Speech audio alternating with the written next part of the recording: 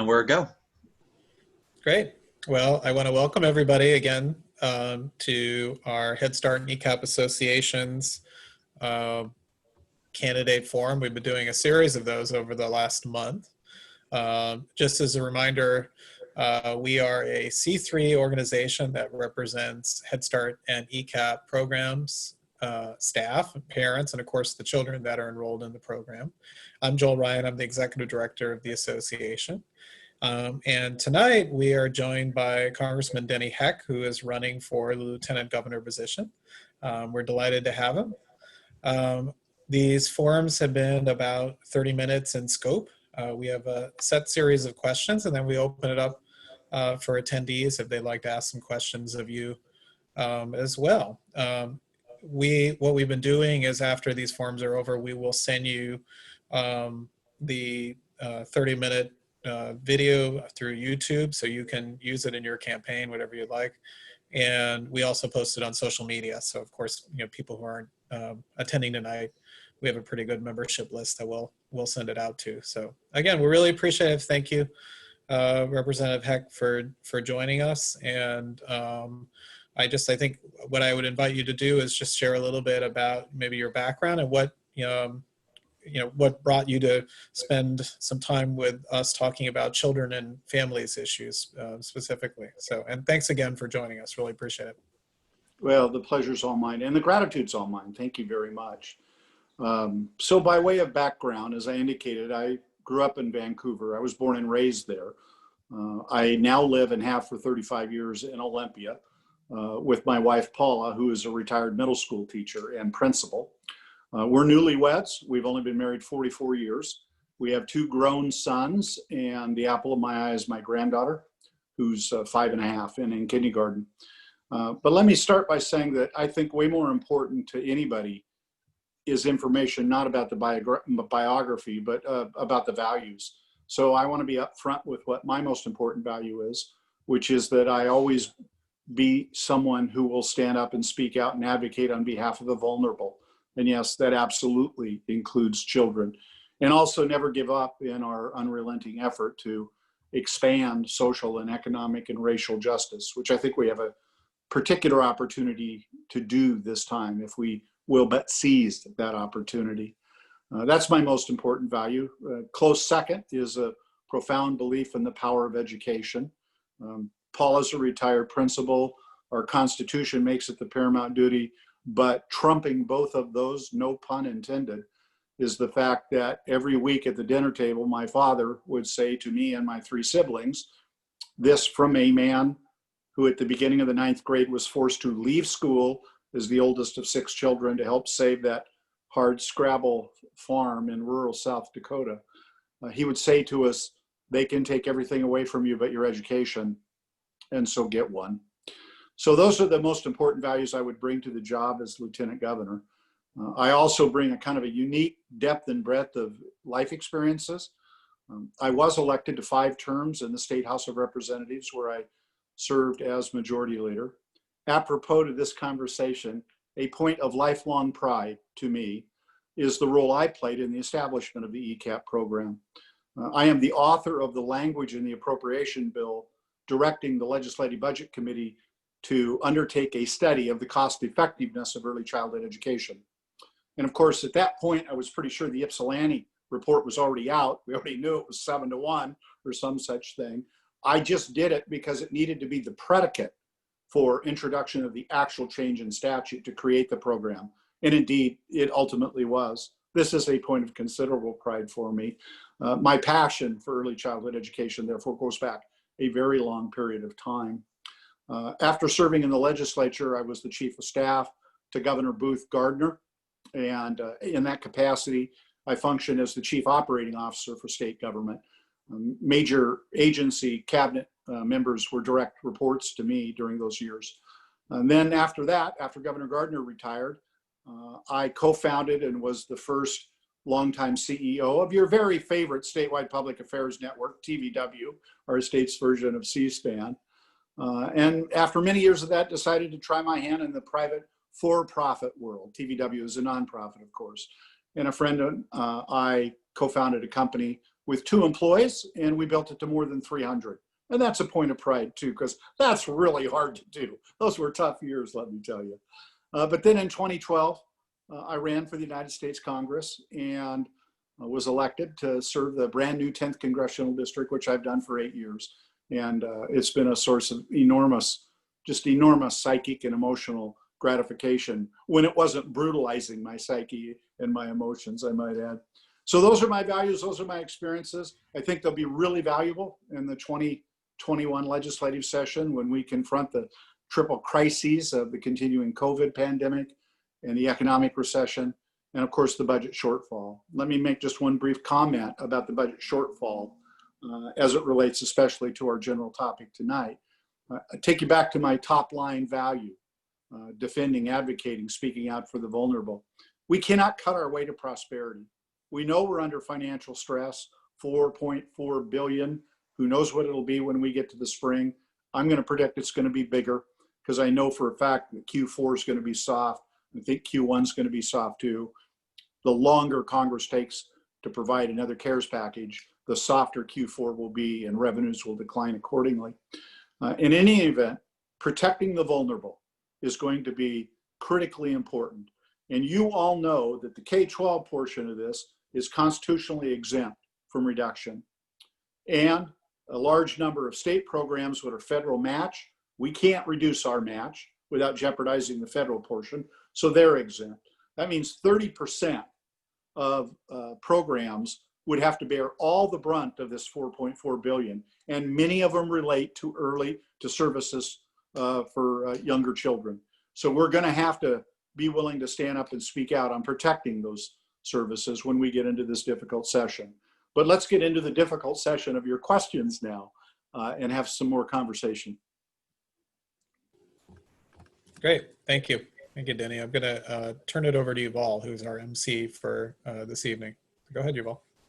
Thanks, Joel. And so the questions that we have for you today are questions that were created by me, Joel, and we have had some of our parents here tonight that will help ask them as well. And one parent sadly is not actually able to join us, so there might be a little bit of adjustment along the way of who will ask what question. But I will ask with the first. I'll start with the first one. So our warm-up question for you today is, since our forum is focused on young children and families, what was your favorite children's book growing up and why? Oh, The Kid Who Batted 1,000.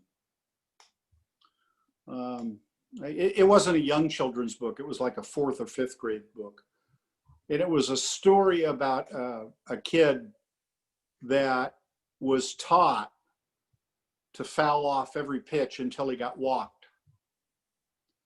Until the final game in the climactic chapter, he had to get a hit to win the game, and he did, so he batted 1,000. And the whole point of the book was to teach us math. And of course, as a young 4th grader, what a wonderful way to learn math than a story about the kid who batted 1,000. If you're thinking about younger children's book, hey, I'm straight out of Dick and Jane era. If you want to go back to, 1st, 2nd grade, my memories about books that really stuck with me come later, like The Kid Who Batted 1,000. The Golden Impala was one I can remember. I can see the book in my mind about kind of a magical impala in the African plains. But we have a new one in our household that is like almost of biblical importance here. And it is a consequence of the fact that my wife, Paula, maiden name Frucci, is a 1st-generation Italian. Her mother is an immigrant from Calabria in southern Italy. And I don't see any knowing looks yet to where I'm going, but there should be some, because we just lost the author here a few months ago of the Endicott Award-winning book series, Stregonona. We give Stregonona to all our friends who have babies, in part because Paula's mother is from Calabria, and it's such a delightful story, and he did such a great job, Tommy DiPialo, who just passed away this spring, as I recall. But it wasn't mine, but it is a favorite in this household, big time. Thank you. Our next question will be asked by Brenda. You're muted, You're going to have Brenda. to unmute yourself. You know, I keep forgetting that. What is your definition of early learning? Well, from birth, if you're asking a chronological question, I mean, we all know now that which we really didn't know 40 or 50 years ago, Right. about the importance of brain development early on. And, you know, the University of Washington does some incredible research in this regard, as do other research universities throughout the country. But early learning is early. Children are learning from the moment they're born.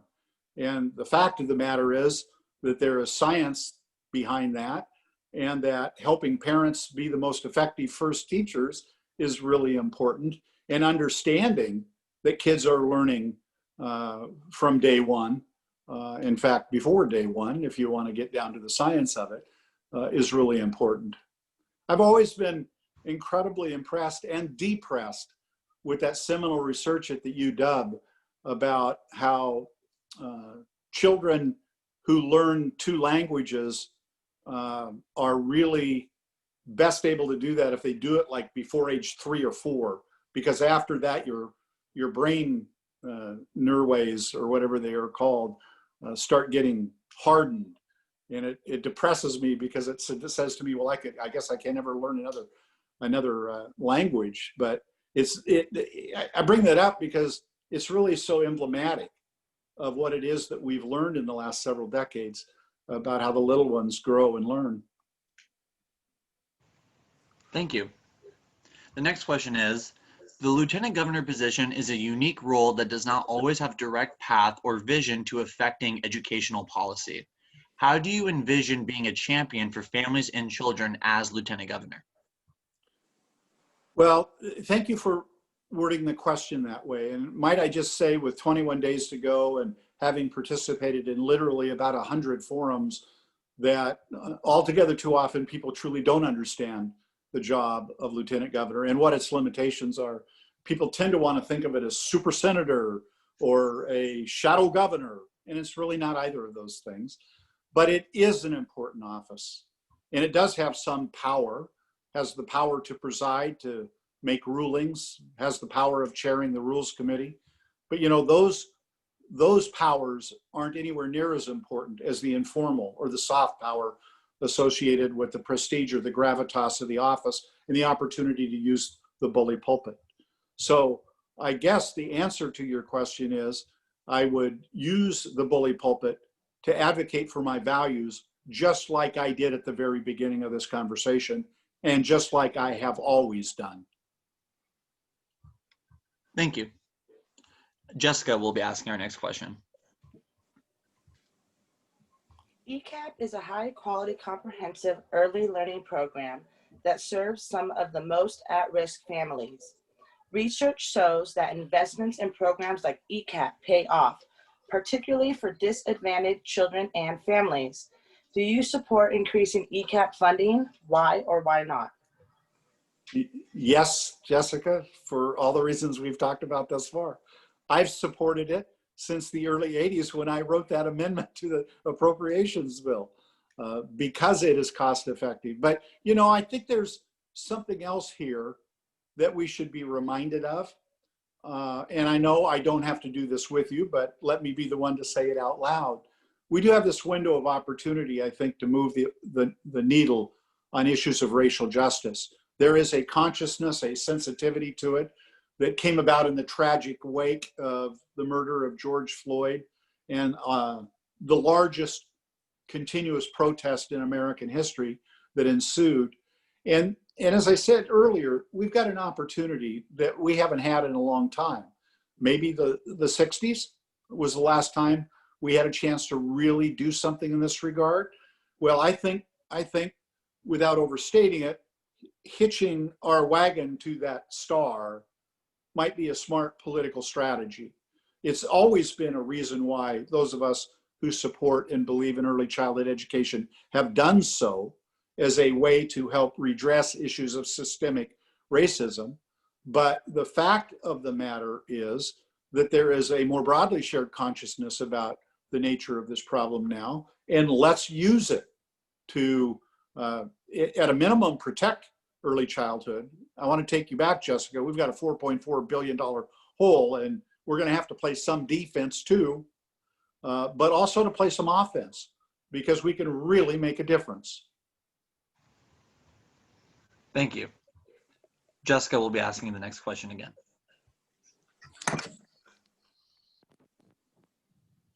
Providers are some of the lowest paid workers, oftentimes making less than parking lot attendants and dog walkers, while families struggle to afford and find affordable care. What will you do to make child care more affordable for families and increase wages and benefits? But thank you for the question. You know, the reality is that we seem to have a new wokeness on the issue of childcare as a consequence of the pandemic, but the reality was there was a crisis even before the pandemic hit. So what will I do? What have I done? Jessica, I'm a co-sponsor of the child care bill that passed the United States House of Representatives, providing $50 billion, billion with a B, to help shore up the child care delivery system in this country, which is woefully inadequate and in crisis. At the end of the day, this is about resources. I've already voted my values. I will continue to advocate for them, even though as Lieutenant Governor, you don't literally vote on all of these things. Thank you. I will be asking the next question. Only about 5% of eligible families receive home visiting from federal, state, and local funding. What are your plans to support pregnant moms and families with newborn children? And are you going to work towards expanding policies around paid family leave, early ECAP, and home visiting? Yes, and I already have. We have a bill to do that in Congress too, of which I am also a co-sponsor. I've been privileged as a member of Congress to be able to actually go into the home of some of the home visitation program here in Thurston County, and it's incredible. The difference it makes in the lives of that family simply can't be exaggerated. Of course, I don't have to tell you that, but it is a wondrous thing to behold firsthand and is worthy of our support. Thank you. Prior to COVID-19, 1 in 11 children were homeless. Due to the pandemic, we have seen an increase in homeless children and families. What will you do to ensure children have a safe and stable housing? Oh, I could spend literally an entire half an hour on this subject alone. I happen to have the honor to chair the New Democrat Coalition's Task Force on Housing. It deals with housing issues more broadly, including homelessness, but more broadly. So let me set this up in broad terms. We have a housing crisis in America. We have a housing unit shortage of 7 to 7.5 million by even the most conservative of academic and scholarly research. This is not just at the affordable housing level, but it is acutely so there. It is across pretty much all market housing, unless you get into the upper tier. We all know, for example, the old rule that a house that is on the market for sale, for example, between 4 months and 6 months is in equilibrium between buyer and seller. And now we have an inventory not of 4 to 6 months, but of less than 30 days. In fact, when you sell a home, the bidding starts at the asking price and goes up. This is a problem that is true not just in urban areas, although especially so there, but throughout the country, as a matter of fact. Now, I'm going to bring this down to the homeless issue because they're related. Please understand, housing is an ecosystem. You can't just talk about this part of it because these are all parts of a whole that relate to one another. So what do I mean by this? So when you can't buy a home and you're ready to buy a home, what do? You stay renting. If you stay renting, occupancies go up. What happens when occupancies go up? Rents go up, and more people become rent burdened. As a matter of fact, the Housing and Urban Development Department now suggests that we have the highest percent of people who are rent burdened, which is to say spending more on shelter in excess of the standard than ever before. Indeed, over the last 15 years, the single largest increase in the average household budget isn't healthcare, isn't education, isn't childcare, isn't food, isn't transportation. It is housing. So what happens is if we have fewer and fewer occupancies in the rental market, rents go up. And the more rent burdened people become, the more likely they are to become homeless.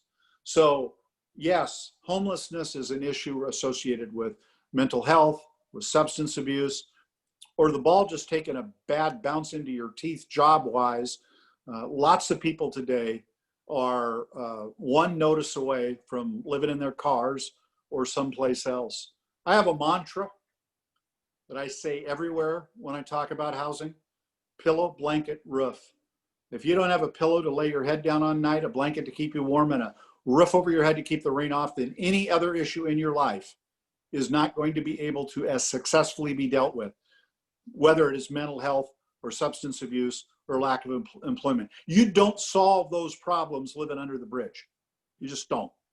So as it relates to the homeless part, of course, McKinney-Vento at the federal program to robustly support children in that circumstance, but also remembering, because these issues are usually complicated and three-dimensional, it's not just increasing the supply of housing, although I hope I've laid out for you how critically important it is that we build more housing units, because it is an ecosystem.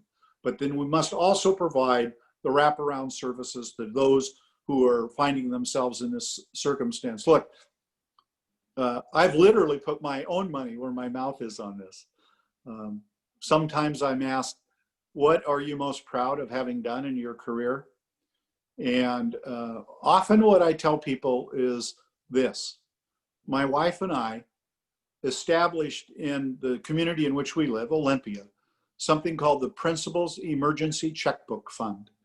And we raise money to be given to principals to meet the educationally disrupting needs of a student for which there isn't another source, and they don't have to voucher it. Here's your money. When you see a problem, fix the problem. And you know what that problem for kids is as often as not?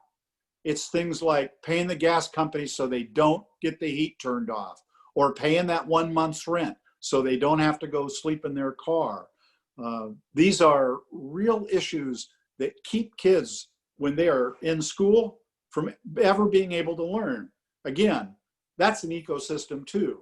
If you're living under a bridge, you're probably not being able to concentrate as well when you're sitting in class, or at least when we get to the day when we have classes again. So it's there you go. Thank you. Brenda? Back to Vancouver. Yeah. So what will you do to ensure that every child has access to the best available medical, mental health, and dental care? Well, again, I'm going to take you back to my stubborn insistence on advocating for my values and making sure that members of the legislature are reminded of that which I have experienced, which is multiple recessions over a long period of time, and the importance to not cutting services to the vulnerable. First and foremost, in the 21 session, if this revenue situation does not change to a significantly better degree, this is going to be a revenue question. This is going to require people willing to stand up and say, we can't cut those services. What we need is new revenue. I've been clearly on the record this entire campaign willing to do that. Thank you. Jessica? Early learning is about 1% of state's budget. In your opinion, is the state of Washington investing sufficiently in early childhood education? No. Although, Jessica, I don't know that the 1% is the measure of this. The measure of this is, are as many kids getting this help that need it? And the answer is no, they aren't. They simply aren't. I mean, it could be 10% of the budget and still theoretically not be enough. The issue is, are we meeting the needs of the kids? Thank you. And thank you for hanging in there with us. We're actually going to enter into our last question that will be asked by Joel. And then after that, we will enter into a follow-up Q&A from the audience. Danny, what I wanted to ask you is about revenue. You touched on it briefly, but when you think of dealing with this pretty difficult budget situation, what are we cutting? What kind of revenue? When you talk about progressive revenue, what are you thinking about when you think of progressive revenue? Well, again, as Lieutenant Governor, Joel, I don't vote. However, excuse me. However, what I have suggested is, rather than lock in on revenue source X or Y or Z, and I'm glad to talk about any of them if you'd like, what we ought to lock in on is the standard that whatever combination of revenue sources we will need to stitch together to get a decent budget, one that protects the vulnerable, that it should make our tax system less regressive than it is. We have the most regressive tax system in the country. Lower income people pay a multiple in state and local taxes, as do higher income people. And that's just plain wrong. It's been the case forever, but it's still just plain wrong. So rather than say we must have revenue X, what I say is we must have revenue which makes our system less regressive than it is, whatever combination that is.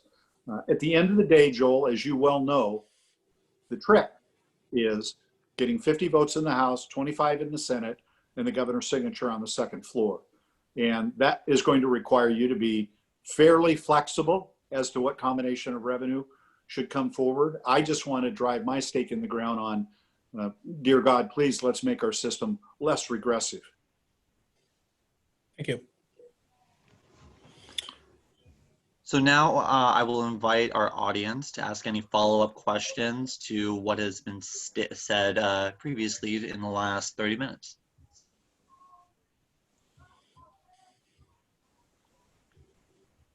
I have a quick question. Okay, please. So what happens if we all hope Biden wins and then Inslee gets drawn into a cabinet position? What happens to the governor's position, and are you prepared for that? Yes, I'm sorry, I didn't see who asked the question. May I ask? Yes, my name is Gilad Bernstein. I live in Queen Anne. Hi, thank you for asking. By constitution, the lieutenant governor automatically ascends. I'm not comfortable using that word. The lieutenant governor automatically becomes governor. You asked, am I prepared? Generally speaking, I'd like to think that I'm not too immodest of a person. Pretty sure I fail at that on occasion, and I'm about to fail on it. There's nobody ever run for governor, or lieutenant governor rather, that's more prepared to be governor that hasn't served as governor. I was chief of staff to a governor. That means I had the office next door, and in fact was the chief operating officer of state government. I fully understand what the challenges of that job will be. That's in addition to my service in the legislature and my service at my ringside seat at TVW all those years and the like. So I'm as ready to do that job as anybody could be that hasn't held it. If that were to come to pass, I would embrace my duty. But it's also important for you to know that I've made it abundantly clear and unequivocally clear from day one that I would not stand for re-election as governor. The election would be in November of 2021 for the balance of the term. I won't run if this happens. And the reason why I won't run, I think, is important to you. As I indicated multiple times now, we have triple crises: COVID, the economic recession, and the budget shortfall. And it is simply not possible for any human being to be airdropped into the job as governor, not having held it, not having run for it for a year, and be able to provide the leadership to deal with those tough, difficult, big challenges while simultaneously going over here and standing up the massive effort required to get elected on a statewide basis to governor. You can't do justice to both. And so if that set of dominoes should fall, you will have me heart and soul until the governor is selected in November 21. And you have my promise that what I will focus on is doing what I can to make progress on those three problems and not be worrying about whether or not I'm going to continue to hold public office. Thank you. I see that we are 2 minutes over, so I wanted to give you an opportunity to share any closing remarks.